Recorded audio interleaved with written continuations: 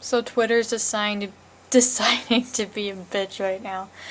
So I have to do this as video. So here's my copy of the complete fairy tales of the Brothers Grimm, an all-new translation of the famous 210 stories, plus 32 tales that have never before appeared in English. Translated and with an introduction by Jack Zipes, I guess. Yep, here it is. Pretty, haha. And I got this from my AP Lit teacher in my senior year of high school, so. There's that, and actually the dude who translated this also had a daughter named Hannah, so that's ironic. Rumpelstiltskin, what's his face is on page 209, 55. I don't know what else there is to say. I mean, there's this picture. Freaking low battery, not now. I'm trying to make a conspiracy theory, damn it. There's this picture.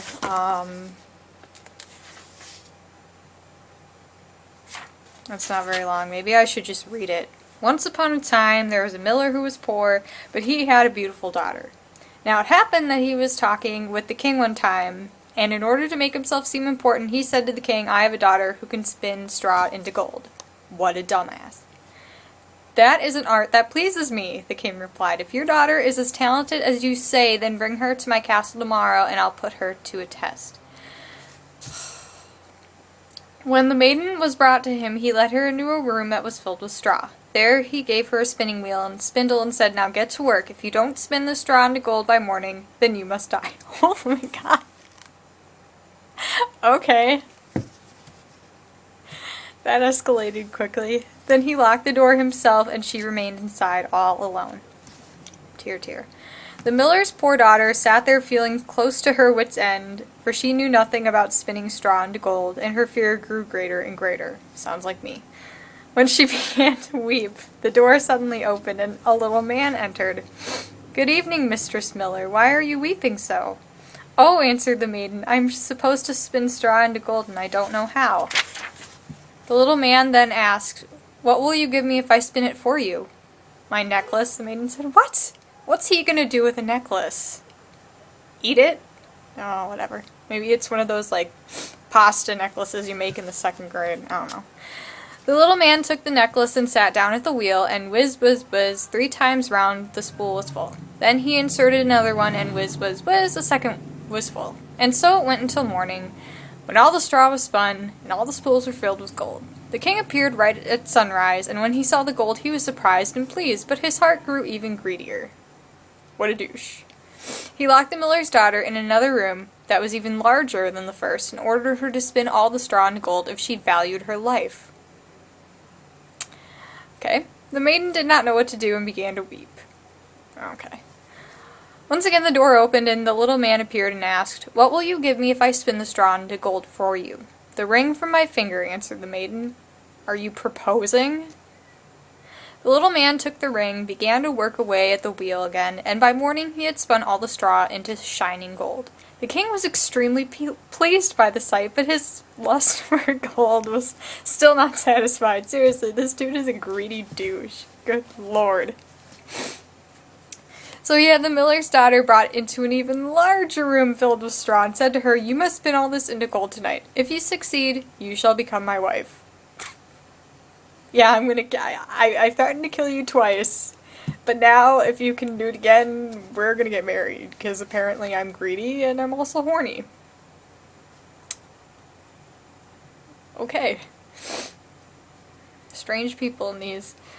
To himself he thought, even though she's just a miller's daughter, I'll never find a richer woman anywhere in the world. There you go. What a douche. When the maiden was alone, the little man came again for a 3rd time and asked, "What will you give me if I spin the straw into gold once more?" "I have nothing left to give," answered the maiden. "Then promise me your first child when you become queen." Are you trying to win a father of the... Never mind. Never mind. Who knows whether it will ever come to that, thought the miller's daughter, and since she knew of no other way out of her predicament, she promised the little man what he had demanded. In return, the little man spun the straw into gold once again. When the king came in the morning and found everything as he had wished, he married her, and the beautiful miller's daughter became a queen. After a year, she gave birth to a beautiful child. Wah wah. The little man had disappeared from her mind, but now he suddenly appeared in her room and said, "Now give me what you promised." The queen was horrified and offered the little man all the treasures of the kingdom if he would let her keep her child, but the little man replied, "Oh, well, wait a minute. Your husband ain't going to be too happy with you if you do that. Think a little, dumb broad." Anyway, so the little man replied, "No, something living is more important to me than all the treasures in the world. So he's a cannibal, maybe." Okay. Then the queen began to grieve and weep so much that the little man felt sorry for her. "I'll give you 3 days' time," he said. "If you can guess my name by the 3rd day, you shall keep your child." The queen spent the entire night trying to recall all the names she had ever heard. She also sent a messenger out into the country to inquire high and low what other names there were.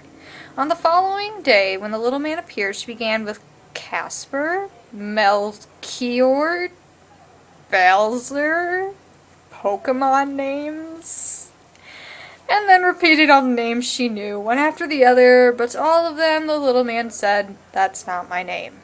I'm not a goddamn Pokemon." The second day she had her servants ask around in the neighboring areas what names people used, and she came up with the most unusual and strangest names when the little man appeared. "Is your name Ribs of Beef or Mutton Chops? Or Laced Leg?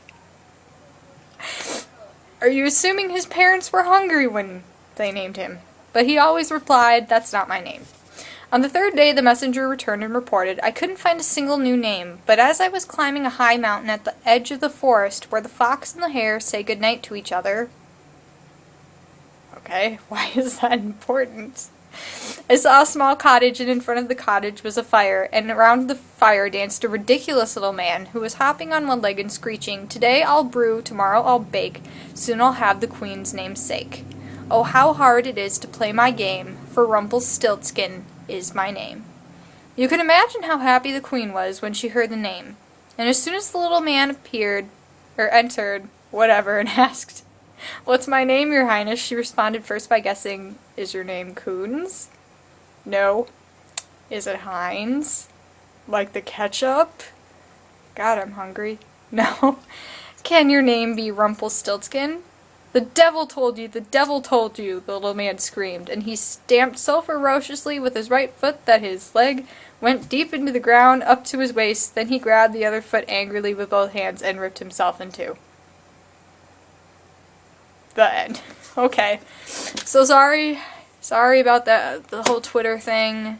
I don't know what edition this is. Maybe that'll make a difference. This was published in 1978. What's the publishing? Bantam Publishing. If that makes a difference. So yeah.